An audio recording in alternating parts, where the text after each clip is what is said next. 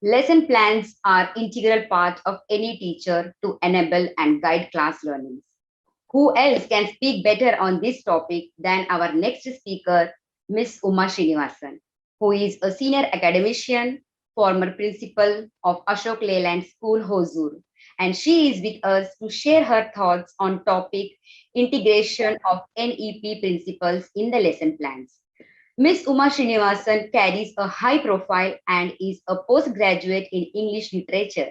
She was the principal of the Ashok Leyland School for more than 15 years and carries rich experience of 3 decades in academics and school administration. Recognized as a transformative educational leader, she celebrates technology and believes in empowering staff and students for contemporary and futuristic learning. For her contributions, she has been facilitated with multiple awards at Ashok Leyland School. Ma'am has also been a CCE mentor CBSE affiliation inspection committee member and lead school principal.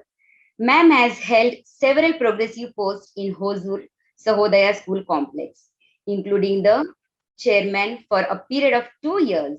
Additionally, Ma'am has inclination towards reading, curriculum development, and philosophy. It gives me an immense pleasure to introduce Ma'am.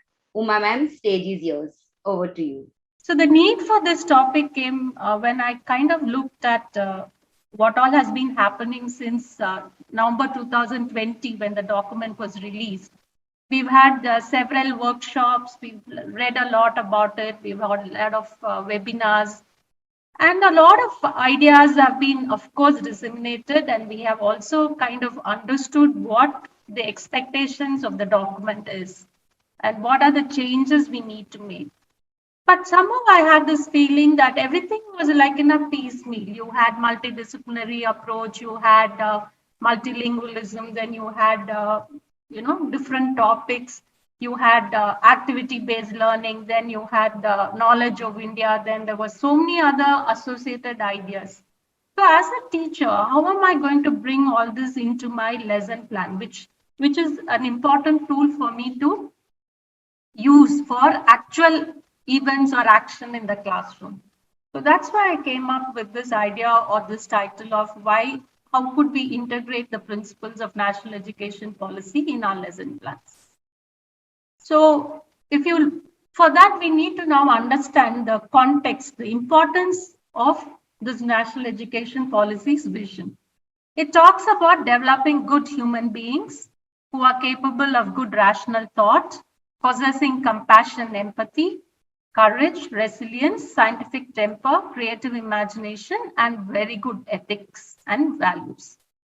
I'm sure some of you who have been attending the webinars for the past 3 days would have listened to many experts who would have spoken about, even in the previous session, we listened to how compassion is important, how empathy is important, how creativity is important, and what is the value of being a holistic development. So the scenario around us is changing. The job skill requirement is changing, the environment, the climate is changing, the health and fitness conditions are changing.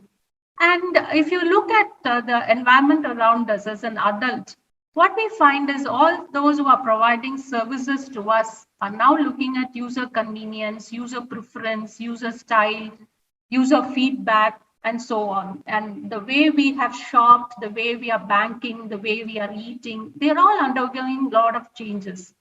But has our school education kept up with the pace, the change, the tempo?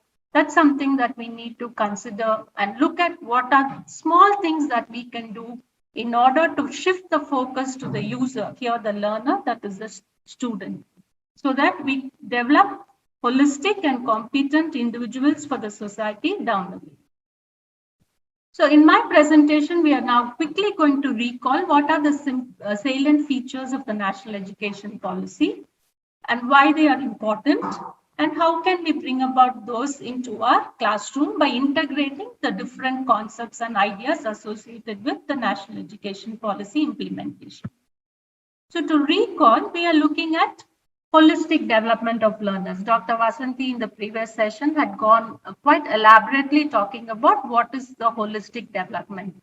So here we are talking about not only cognitive ability, but we are also talking about building sound character, well-rounded individuals with equipped with 21st century skills. And we should not forget that 21st century skills are focusing on social emotional skills also. So that is something that we need to remember whenever we plan our lessons for the day or for the classroom. So now what is it that national education policy is now emphasizing or focusing on? They now want learning to be a joyful experience. It has to be fun, it has to be creative, it has to be collaborative, and it has to be exploratory. It is no more going to be passive learning process. The student is not going to sit with just one textbook and keep listening to the teacher, but they are going to be exposed to a process where learning is fun, creative, collaborative, and exploratory. So in order to make learning joyful, some of the approaches that are being advocated are inquiry-based learning, discovery-based learning, discussion-based learning, analysis-based learning. So instead of merely stating a fact, say for example, we need to eat a balanced diet. So the process will now be, why should we eat a balanced diet? How can we ensure that we eat a balanced diet? Is balanced diet available for everyone in the community? So you start researching, you start analyzing, you put together a lot of viewpoints, then you come to some understanding, you discover something about the concept. And each one in the class or a group of children in the class would have come to some conclusions. They would have arrived at some inferences. These are getting discussed and then again taken further for analysis. So this is the kind of transaction that is expected as a result of the new policy or the shift that everyone involved in the field of education is expecting. So let's do a comparison about what has been existing and what are the recommendations. The first thing is that we should stop relying only on the textbook. If you read chapter 4 in the National Education Policy document, which is elaborating on curriculum and pedagogy, we are talking about availability of different kinds of textbooks. The quality of textbooks is going to be very important, and also textbooks to be available in different languages. And it's not going to be the only resource that the teacher would use. It is recommended that we use relevant and multiple resources which are connected to the local community, the nation, and then the globe. From passive learning, accumulating knowledge, it's now shifting to active learning, acquiring skills and competencies. I'm sure many of you would have attended the competency-based education program trainings that have been offered by the board. Now, from memory-based, we are now going to thinking-based. Even if the Kushala quiz, if I may quote, from mere knowledge, it's now coming to a lot of more of observation and association with what's happening. So no more is it going to be emphasizing only on memory, like you're answering questions from your memory, but you're going to be looking at responses which are based on each one's thinking, so that there is scope for expressing one's thinking. Then there is no silos. We have to now start integrating. We have to look at how multidisciplinary approach can become a natural process of learning. There's going to be no difference between core subjects and the liberal arts, or between the co-curricular and the curricular and the extracurricular activities. So to continue with the comparisons, going to be a lot of emphasis on different languages. Children who speak the native language, whose language is different from the school's medium of instruction, will also be given opportunities to express themselves in their own languages. Then instead of a pen paper test, we are now going to be looking at different forms of assessment, and it could use many other platforms, even including the media. Earlier, it was time-based, that I had to do something within 1 week, a test had to be conducted, the results had to be declared, and the report card had to be issued. But now the child is going to be given quite some considerable amount of time so that he or she is able to reach the outcomes that are expected. So from time based, it's going to become outcome based. Then we paid a lot of emphasis on individual achievement. Now it's going to be team achievement, collaboration. How do we work in groups and learn together? How do we achieve something in groups? Then from merely knowledge-based learning focus, we are now going to move into a lot of integration of the affective and the psychomotor skills. So we will gradually understand why the National Education Policy's major principles are now going to cater not only to the cognitive skills, but also to the affective domain and the psychomotor domain. So to look at what we mean by thinking skills, we are now narrowing it down to 21st century skills, which is what is now going to be developed in the classroom. It is no more about only passing an exam, but it's also going to be about acquiring 21st century skills in the classroom, which will be applied in real life. So if you look at the 21st century skills, this is a picture that I've taken from the revised PPT of CBSE's about national education policy. They're talking about scientific temper, problem solving, ethics, social responsibility, creativity, digital literacy, health and fitness, and collaboration. So we will see how these domains, how these skills are catering to different domains in the coming slides. So when you look at cognitive domain, from the 21st century skills, we can call out scientific temper, problem solving, critical thinking, creativity, digital literacy and skills, which are all the new kinds of knowledge that is required for the 21st century for the future employment and future needs of the society.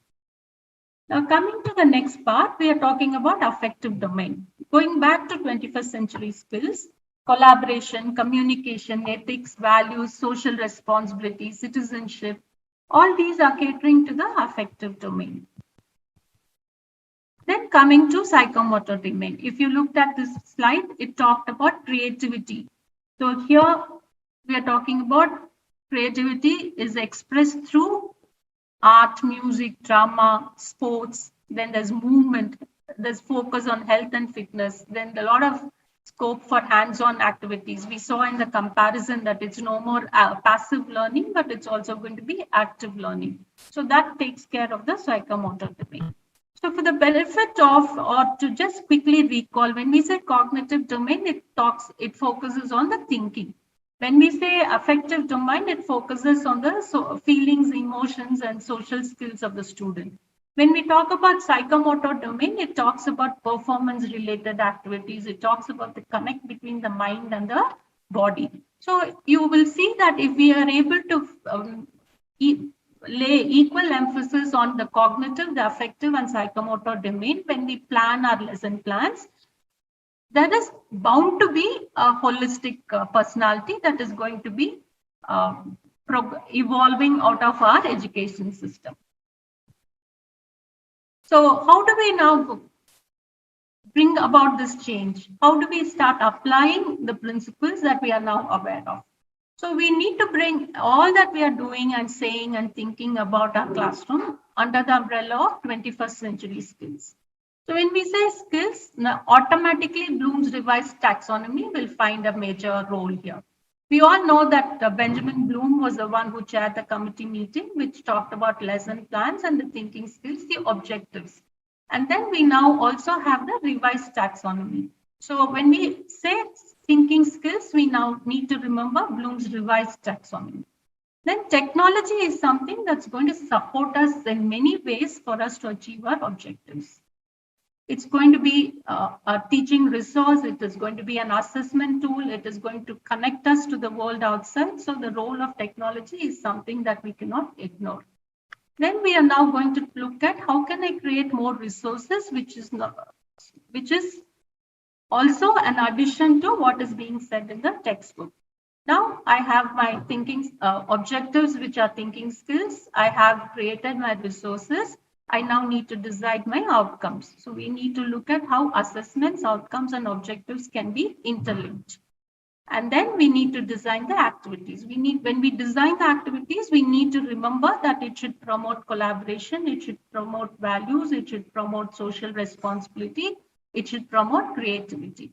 And through the process, the thinking skills are developed.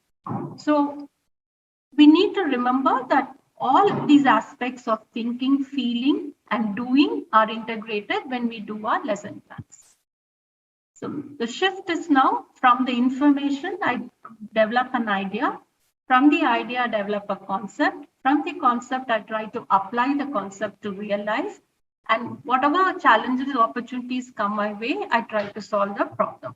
So even for example, if we have to use the National Education Policy document itself, over a period of say 6 months or 1 year, we have gained a lot of knowledge about National Education Policy.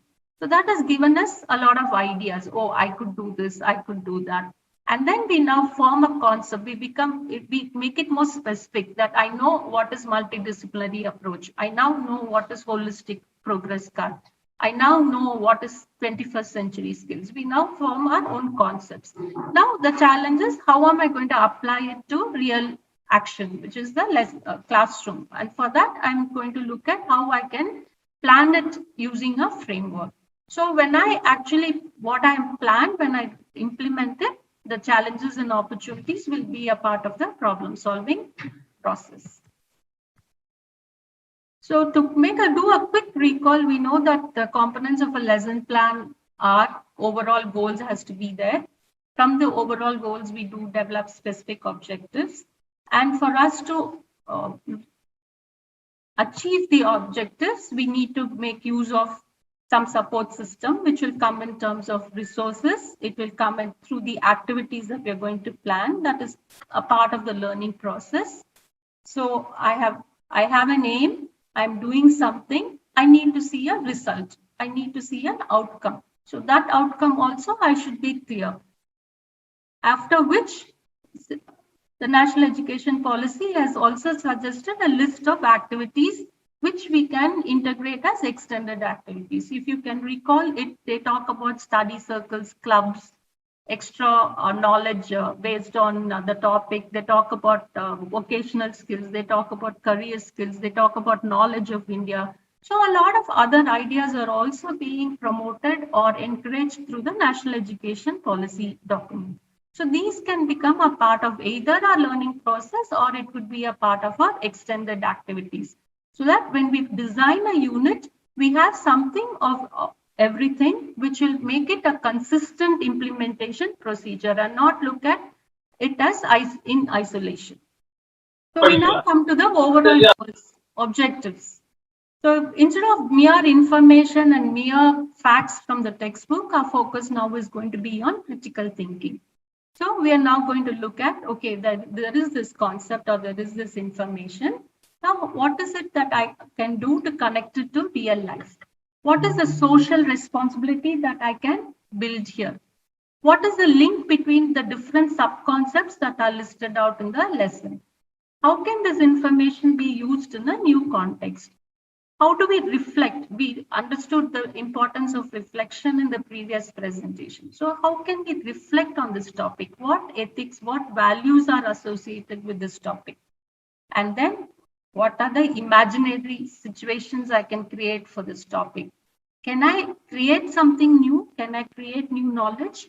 Can this textbook, this one-page prose format be changed and expressed differently? Can children express their understanding differently?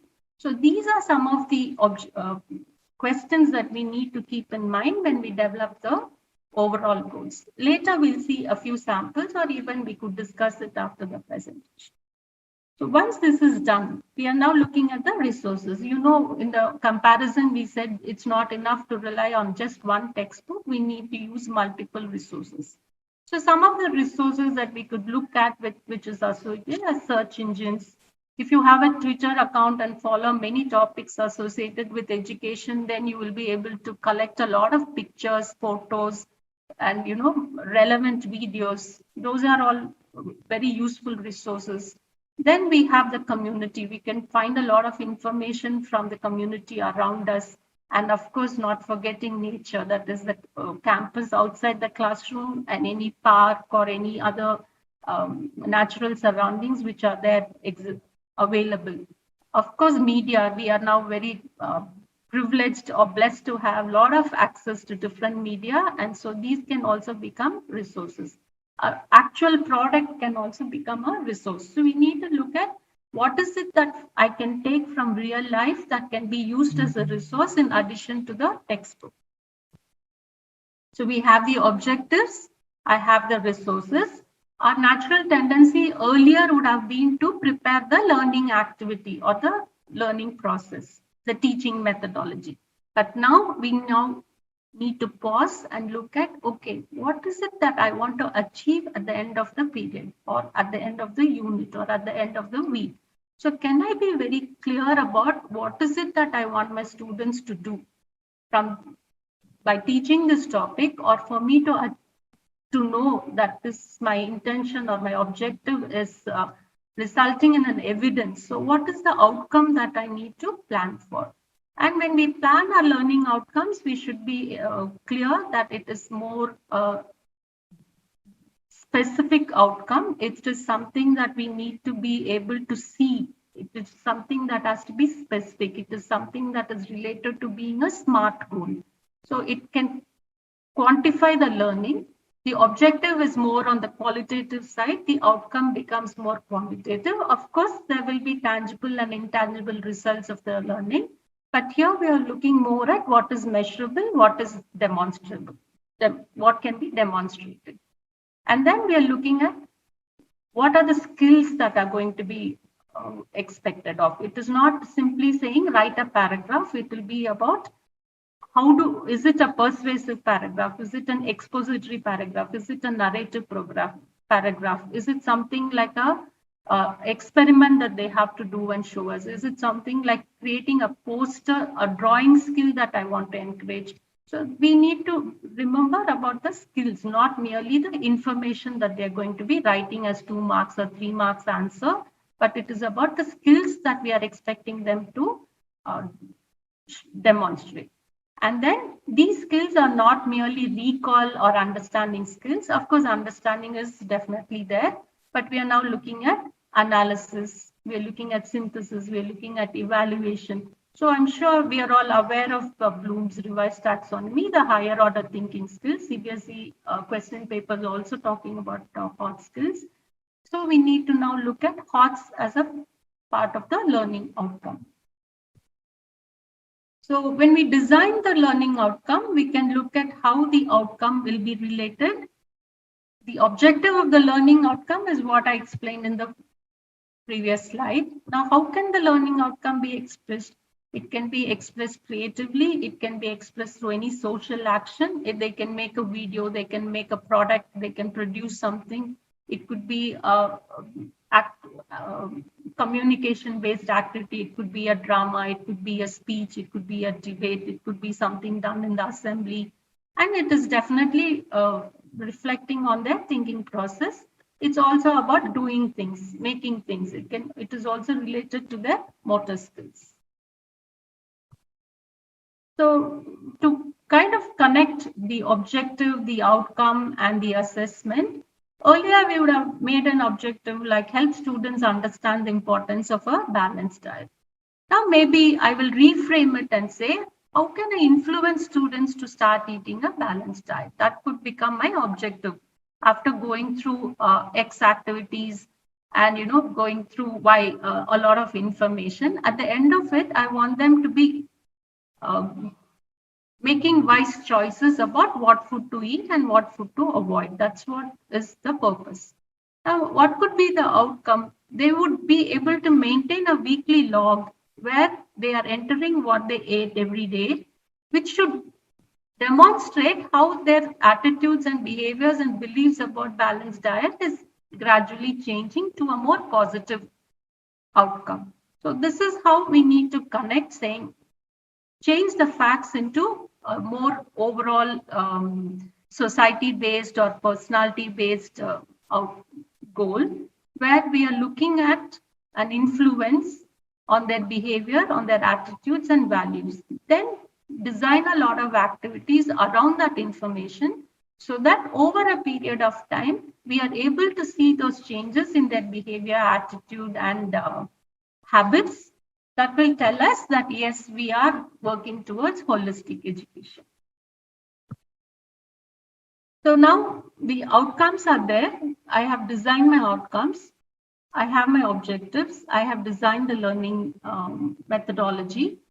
I also now need to do assessment. You're all aware that assessment is for as learning, for learning, of learning. So when we begin the lesson, we need to look at assessment of previous knowledge or associated knowledge, which will be helpful for us to carry on with the topic.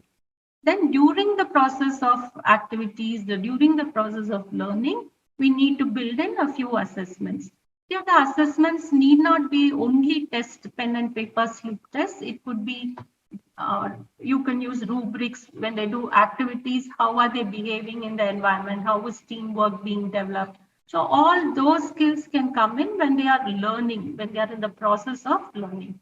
And periodically, we'll be including assessment of learning. What have they learned? So these are all built in at different stages of the lesson. It is not conducted only at the end of the lesson with 10 different assessment forms. And also we could look at how for the teacher assessment can be useful. So if the students are giving a feedback at every crucial juncture of the lesson as it develops, it is a learning for the teacher to remodify, realign or rework her process from that point of time.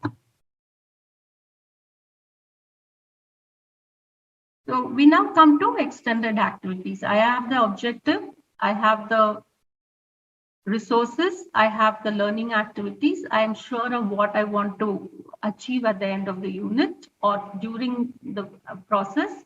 I also know what should be the assessment activities.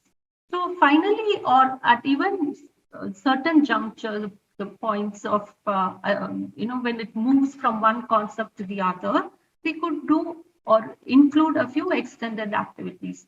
The extended activities, as we know that it comes about the clubs, Olympiads, it talks about societal involvement, it talks about knowing about our culture, it talks about knowing about the literature, it talks about vocational skills, it talks about career guidance. So all these can be built in as extended activities. Some homework could be given related to these themes. We can talk about, ask them to find out about what are the jobs that are available. Every topic in the lesson, in the textbook is actually from real life. It is just that it's presented as a theory. So for whatever is a topic, we will be able to tell them, look, these are the departments that are associated with this topic. These are the professions that are associated with this topic. These are the people who work for this department. These are the professionals who are experts in this topic. So we can bring in a lot of awareness about different kinds of jobs and careers so that we expand the horizon and not look at only one or two career choices. Then we can build in, we looked at inquiry-based learning, we looked at discovery-based learning. So some amount of research can happen where they recreate or put together different pieces of information.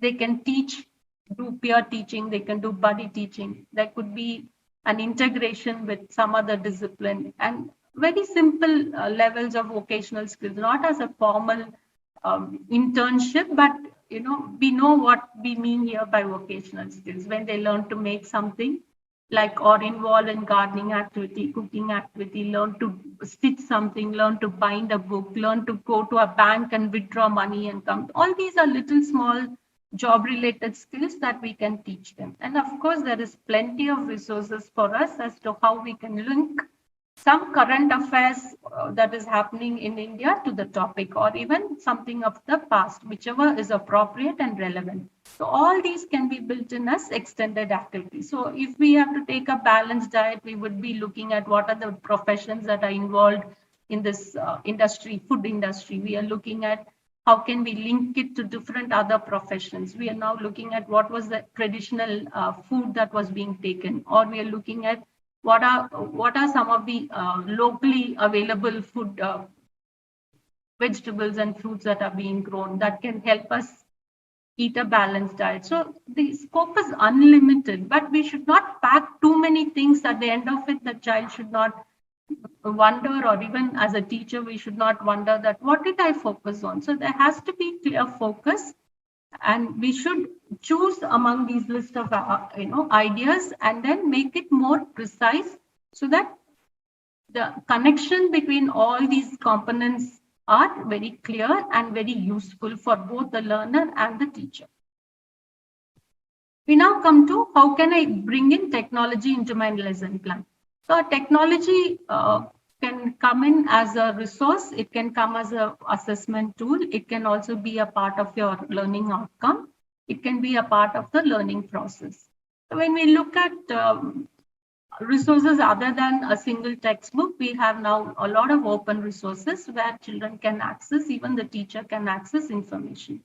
We also have a lot of tools that can be used during the process of learning where children express their ideas. Even, a simple thing like tweeting is something which is very useful. In a regular classroom where we have the teacher and the student interact, it is the teacher and one student and the others passively listening.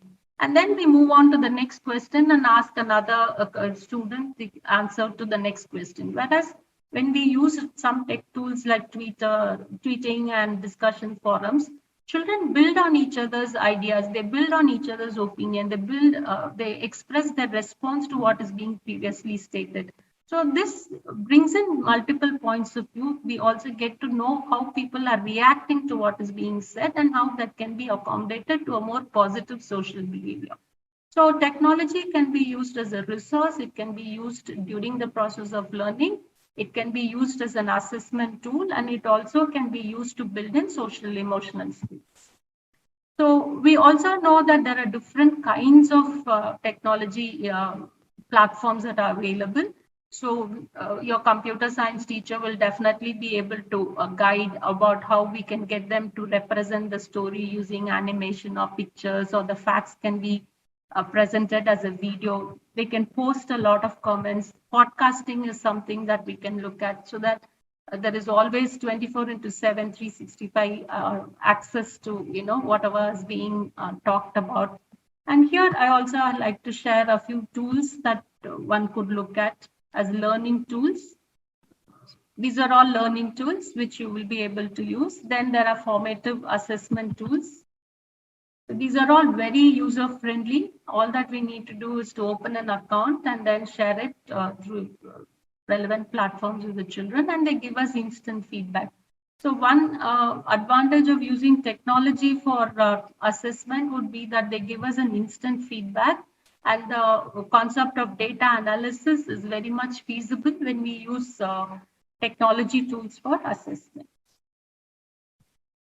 So having shared my idea of how we can bring in the national education policies principles into the lesson plan, now let's look at what is it that we can do after the session of, when we start planning our annual plan or the lessons.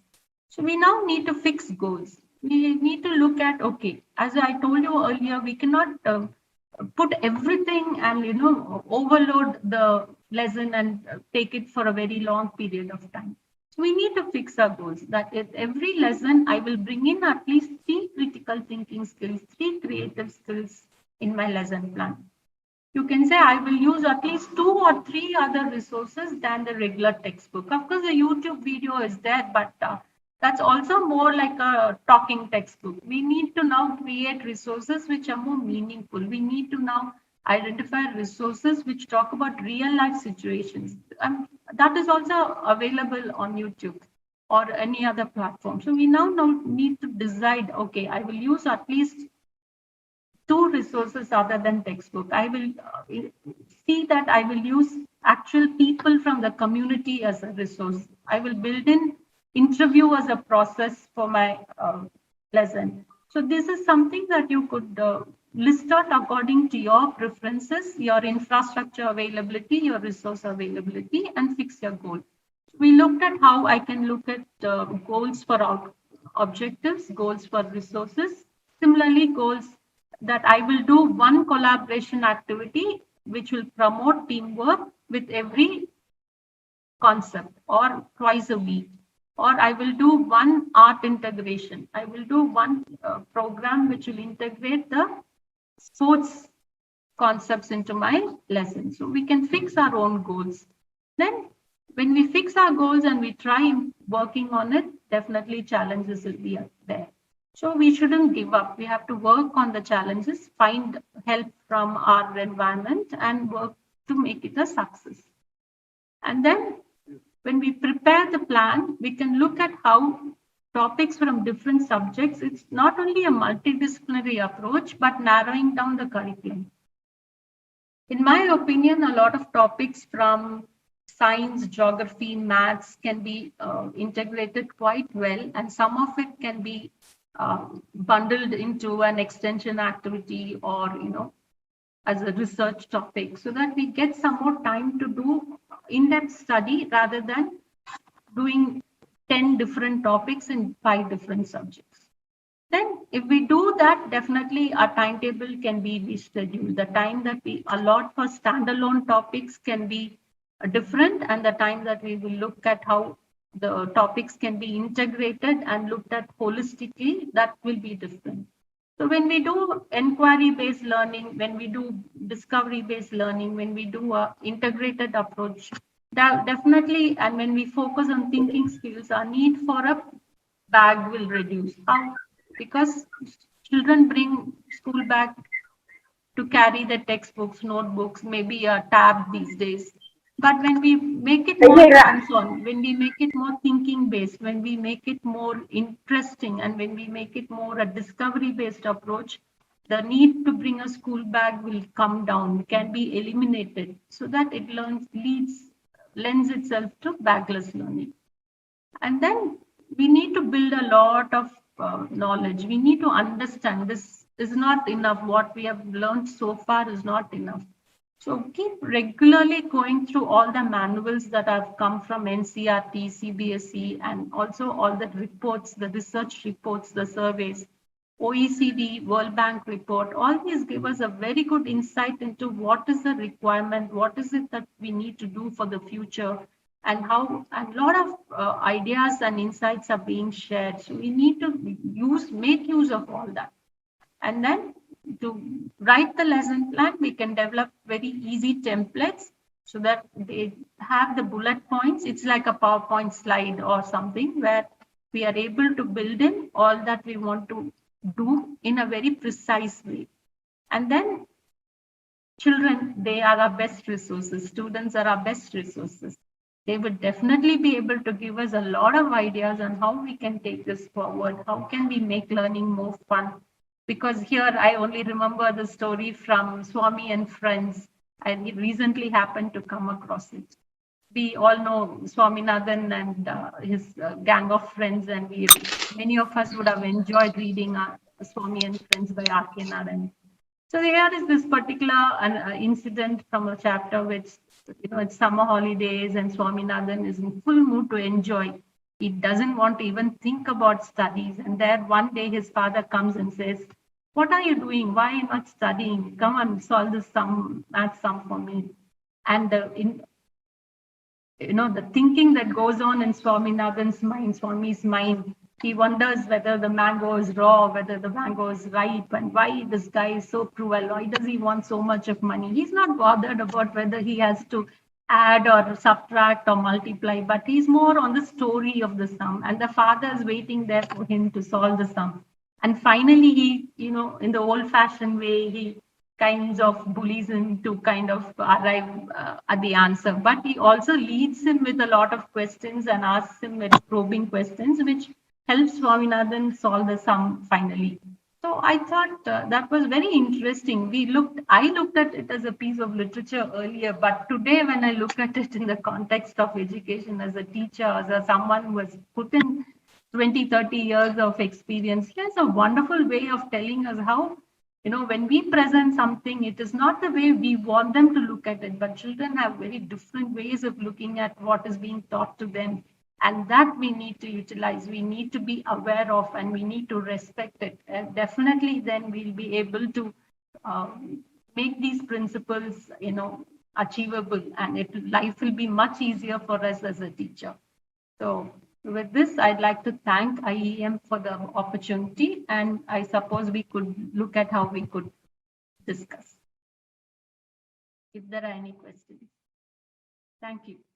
Any questions, participants? Thank you, ma'am.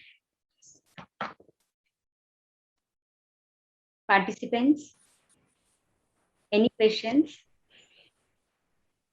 Participants, in case you have any questions, ma'am, if you're okay to share your email ID, participants can mail ma'am and can get your queries answered. Yeah, sure. Shall I put it in the chat box? Yes, ma'am. Yes, ma'am. Thank you. Meanwhile, participant can also write their reviews to us, and also can fill the attendance form for this particular session. I'm sharing the link of the attendance form.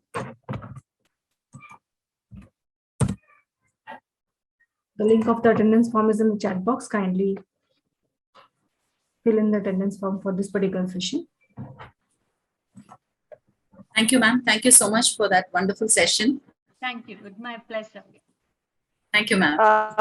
I have a question. May I? Yes. Yes, please. Please go ahead. Yeah. Ma'am, thank you for a lovely session. Just want you to help us find an easy way of reflecting on how our class went on. Ma'am, if a teacher has to reflect after a class, your lesson planning is very clear. Once we do this, how do we actually, can you give us some easy formula for classroom reflection?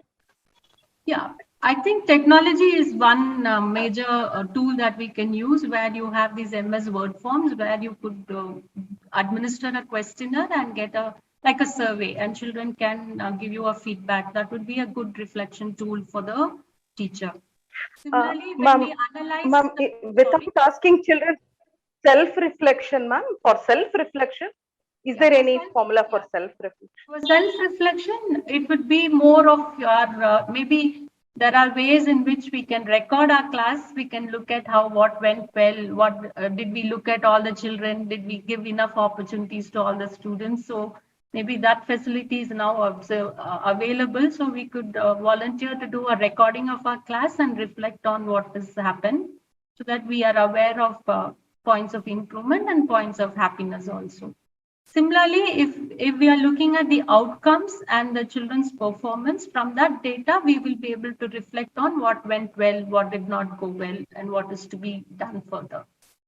Also, children, their own reactions in the classroom, even a very simple thing like thumbs up and thumbs down, and some other kind of emojis that we can use where children give us a feedback, will also become a reflect tool for us to reflect. If I have answered your. Thank you, ma'am. That was nice of you. Because see, the reflection comes through our own personal observation. Also, when we are now doing, as I'm presenting, I know, somewhere, I could have done this better. It's a natural intuition that we have. Then the feedback is something that will help us do the reflection. Thank you, ma'am. It has been so insightful to hear you. Thank you very much, ma'am. Thank you. It's my pleasure. Thank you, Sumati. Thank you, Lata. And thank you, organizers, the team at IEM. Thank you, ma'am. Thank you very much, ma'am. Superb. Your lesson plan gave us how to cover all the components, gave us an insight, ma'am. Thank you very much. Even learning objective, learning outcome from top to bottom, how to cover everything. Thanks a lot, ma'am. Thank you. My pleasure. And even the assessments from top to bottom, all the components, how to assess also you have taught us, ma'am. Thank you, ma'am. Thank you. Thank you very much for being here on a Sunday morning, of course, noon now. But nothing can substitute the pleasure that we get out of such sessions, which are helpful to us. And as teachers, we are passionate about learning and improving ourselves. Thank you very much. And my best wishes to all the participants and team IE. Thank you. Thank you very much, ma'am.